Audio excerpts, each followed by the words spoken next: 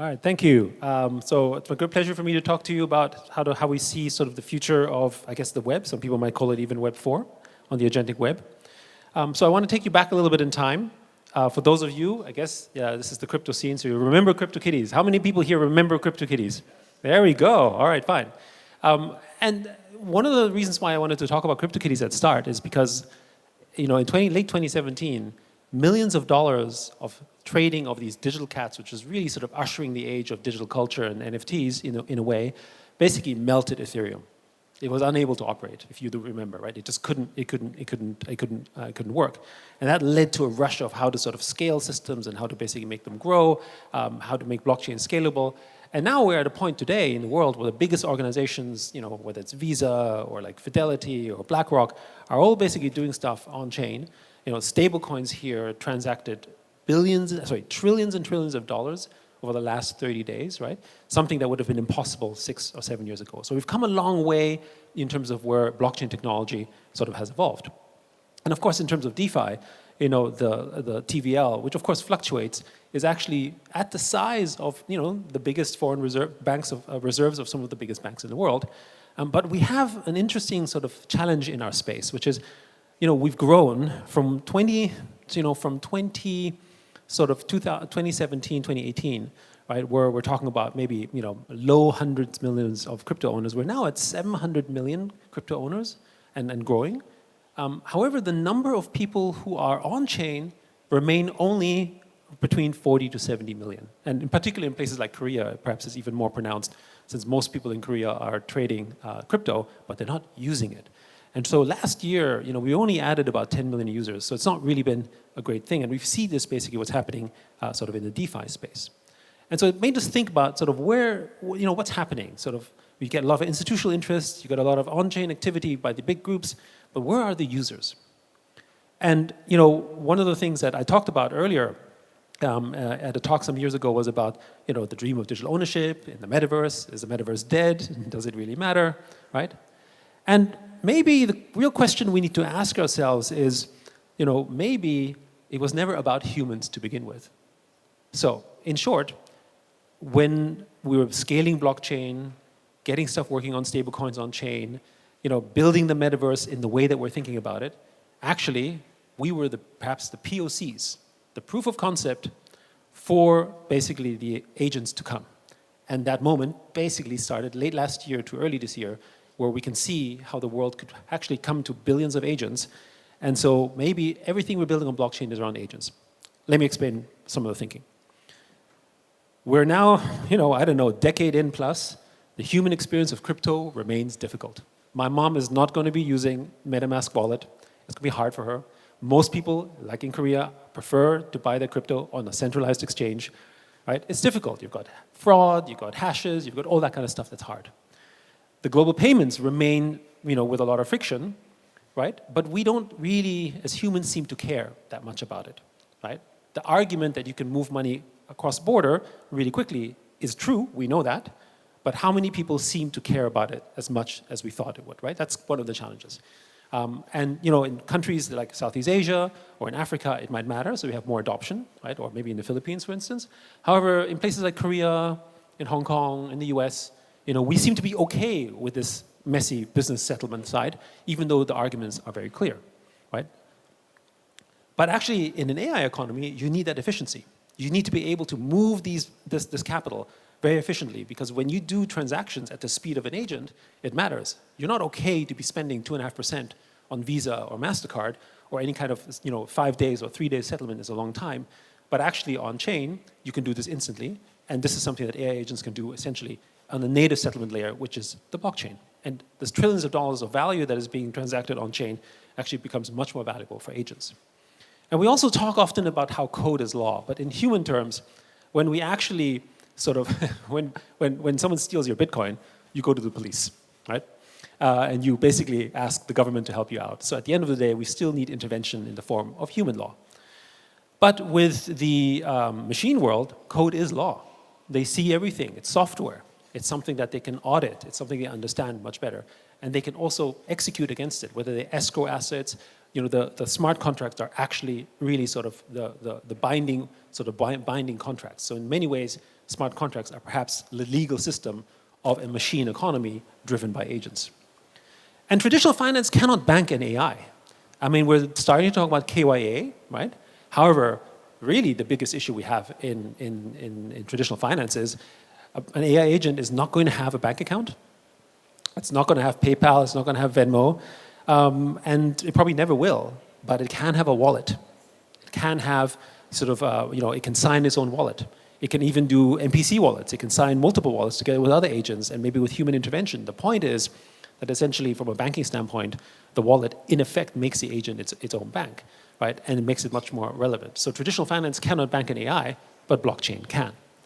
And decentralization matters a lot more for sovereign agents than it matters for humans. We talk a lot about decentralization. It is important.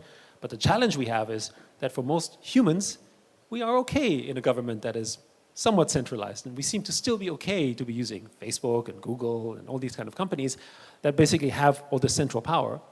But for an agent, think about how the way that you from an agent are going to receive news or content. For those of you who are using Google to search, you no longer click through to the website. You just see the summary. And with an agent that's basically sending stuff to your email or your Telegram or your WhatsApp or your Kakao, they're just going to send you the stuff that you want directly, right? And that in itself basically means that they're going to have to transact value not in the form of advertising, which is going to go away, but rather in the form of microtransactions, right? So everything is going through, whether it's CLI or MPC or different kind of APIs. Basically, you're going to have people transact value with each other through these type of API economies. And the agents are going to transact many of them. So in other words, all this kind of advertising revenue is going to turn, we believe, into this kind of transactional-based agentic sort of revenue. And so you might be using your credit card once every 30 minutes, maybe once every hour, but in that 30 minutes to an hour, an agent might have done 100 or 1,000 or even 100,000 transactions. And in those areas, it really matters that you have very, very low transaction fees, very sort of, no friction, and also proof that the asset that you're dealing with is real. Is it really your Bitcoin? Or is it really a stable coin? Or is it really a token of value, which is something that you don't need a central bank or intermediary to adjudicate. It's something that you can basically just do yourself, right? Because just the way that when you send a stable coin with a wallet, you know that it's a real stable coin or it's real crypto. And the other thing, of course, is that why does decentralization matter? This is just a fairly recent example, but there's many such examples, right? If you trust your money into central platforms, here's an example of Apple. And I don't know how many of you know Patreon here, but as far as I'm concerned, Patreon is probably the largest creator tipping service as far as I'm concerned. So if you're a creator, you depend on Patreon to essentially give you basically tips and charity and donation. And they do it on a monthly basis.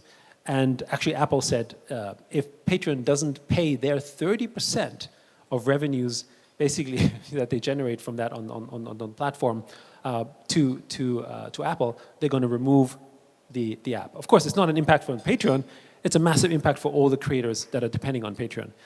So basically, Apple wants to tax your tips, and that's the issue, right? If you basically have all of that value controlled by a centralized organization, once they have the capture of that value, they're going to extract as much as they can, which is what we have with Apple, with Google, with any of the large platforms. And again, decentralization matters much more in that environment. And so again, it's perfect for the world of agents. And so then we also talk about sort of how does a token play in, right? And tokens basically are the perfect example of a commodity in an agentic world. Right now, what is it that we use AI a lot for? Compute and energy. That is essentially the commodity, the raw resource that basically gets abstracted in the form of a token. I mean, today, when you're using ChatGPT or when you're using Anthropic, what are you doing? You're buying tokens. They're just privatized tokens. They're not public tradable tokens. You can't hedge them. You can't trade them. There's no markets for them. But in the real world, these commodities that produce our phones, our computers, our chips, they're all commodities that you can trade. Right? And it's because of those commodities market that you have better financial facilities, you have lending, you have collateral, right? And the growth of those industries. And that's basically how we think the token economies are going to evolve as well. So our conclusion is that blockchain is, and crypto is really the perfect financial system for machines. It's native to them, it's 24/7, and we see this in the markets as well. when there's a crisis over the weekend, especially with Trump, doing all sorts of things, the markets in traditional stock world is closed because it's 9 to 5, it's Monday to Friday, it's often holidays. But on a blockchain, it's 24/7. It doesn't sleep. What system or what being, if you will, is able to operate 24/7 and doesn't have a limitation of sort of human capacity, and that's an agent. It's a machine. And so the perfect financial system really is blockchain for that. So I'll come to sort of some of my sort of closing thoughts before I pass it on the chat with myself and Gabby, where we talk about some of this stuff as well as with gaming, which I think is related. Is finance has always been the operating system of civilizations. In fact, writing was invented 5,000 years ago plus by the Sumerians for the purposes of recording someone's someone's physical property. They had to know whose cow it was, whose property it was. They had to prove it, and to do that, they had to invent a way to do it, and so they invented writing, right? So the base case of finance, actually, the base case of civilization, the learning of writing, was to do something financial, to have some kind of property. And everything that evolved, from there, from first it was, basically just writing down the value. Then later on, it was like seashells. Then we had currency, we had money, then we had paper money, we had gold, right? These all advanced, basically, human civilization.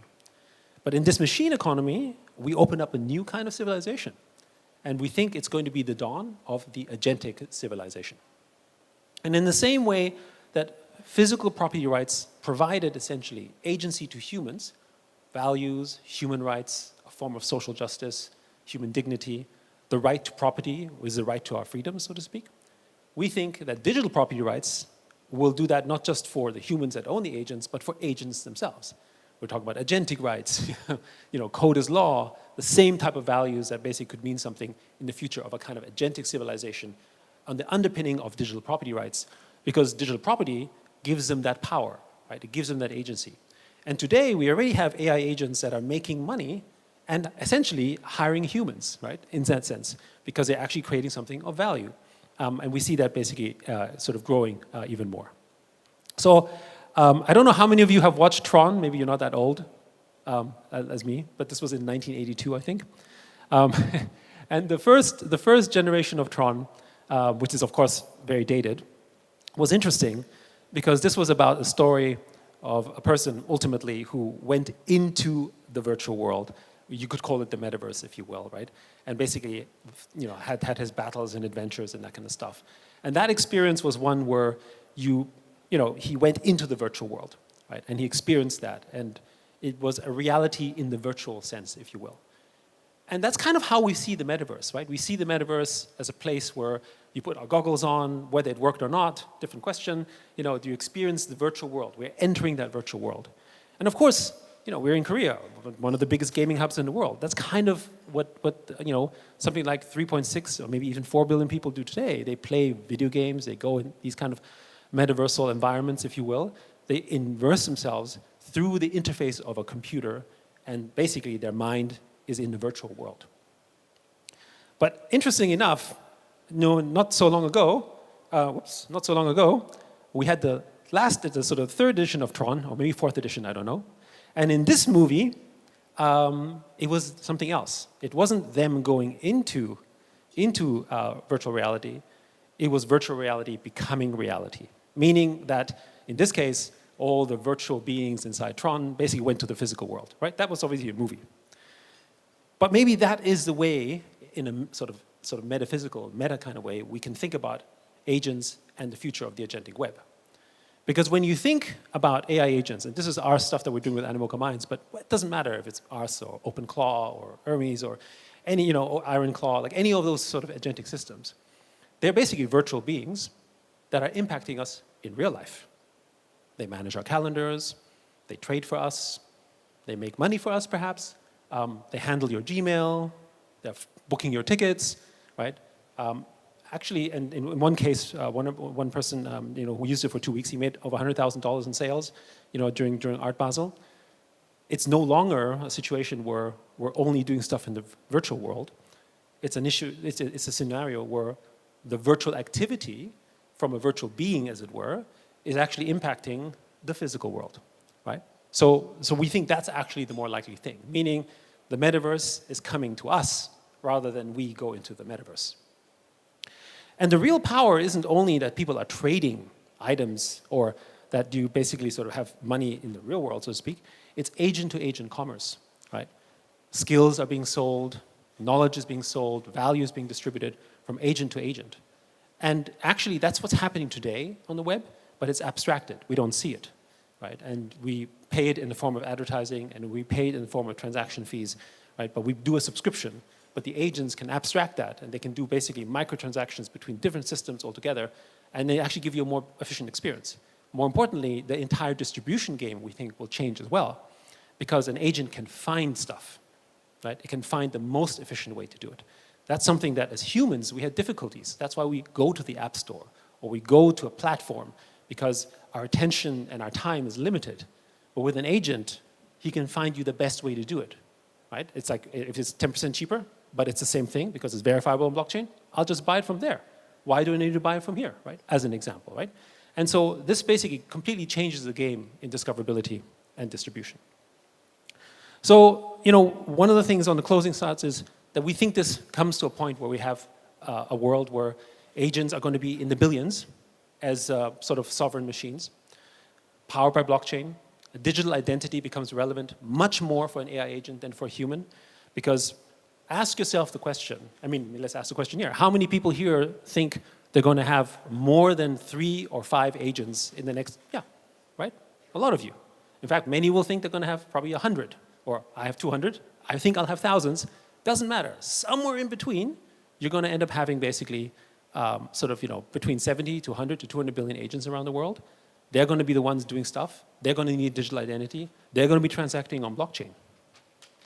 So, that's basically sort of my talk. Hope you have some thoughts around the future of what some people might just call the agentic web. And I'm going to enjoy a little fireside with Gabby to talk about what it all means in a different context. Thank you. Thank you.